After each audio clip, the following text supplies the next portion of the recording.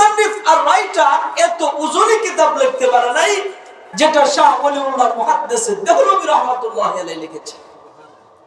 ভারত উপমহাদেশ এটা কি স্বাধীন হওয়ার ক্ষেত্রেও ভারতের লাল চামড়ার কুত্তারা ইংরেজ দালালদেরকে উৎখাত করার ক্ষেত্রে সেই 1857 সালের যেই গণঅভ্যুত্থান হয়েছিল এর মধ্যে শাহ ওলিউল্লাহর ভূমিকা ছিল, তার ফতোয়া ছিল সিংহভাগ ভূমিকা রেখেছে।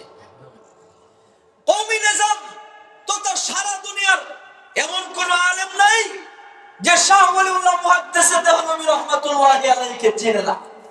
কেমনে হইছে? তার মায়ের রক্ষণশীলতার বদৌলতে।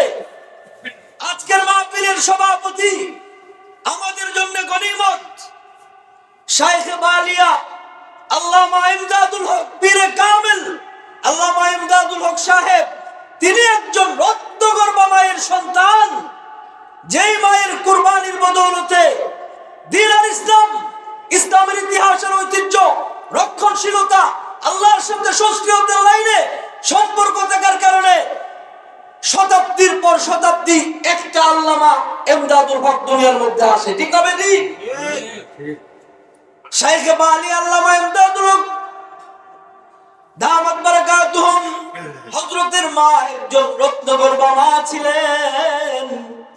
হাজার হাজার বললে ভুল হবে, লক্ষ আলেমের উস্তাদ যিনি। নবী পাকের বক্তব্য হয়েছে মানুষের গড় হায়াতের সীমানা কতটুকু। নবী পাক বলেন আমার উম্মতি বাইনা 60 আও 70, 60 থেকে 70। আর শাইখ বালিয়া আজকের মাহফিলের সম্মানিত সভাপতি, তিনি প্রায় 78 বছর ধরে তিনি বুখারী পড়ান। একটা মানুষের হায়াতের গড় নবী পাক তো বলে দিয়েছেন 60 থেকে 70, আর হুজুর 70 এর অধিক বছর তিনি বুখারীর দর্শ দেন। আল্লাহু আকবার। তিনি আমাদের উস্তাদ, তো আমার বাবা দাদা নানাদেরও উস্তাদ। আল্লাহু আকবার। তো হুজুর এসেছেন, এই যে শাইখ বালিয়া এসেছেন, আল্লামা পীরে কামিল কারি সুলতান আহমদ ফুলপুরি পীর সাহেব হুজুর এসেছেন, এক একজন রত্নগর্ভা মায়ের সন্তান। ওই মাগুলো কোত্থেকে তৈরি হয়েছে? দ্বীন আর ইসলাম, কোরআনের শিক্ষা যেই মায়ের ছিল, রক্ষণশীলতা ছিল, ইসলাম ছিল, আল্লাহর সাথে সম্পর্ক ছিল, তাহাজ্জুদের নামাজ ছিল, এর বদৌলতে আল্লাহ তাআলা এক একটা স্বর্ণ মানব এই দুনিয়ার মধ্যে আগমন করিয়েছেন। আজকের মাহফিলের সম্মানিত সভাপতি সাহেব ইতিমধ্যে তিনি আমাদের মাঝে এসে উপস্থিত হয়েছেন। মুআজ্জাজ সম্মানিত এলাকার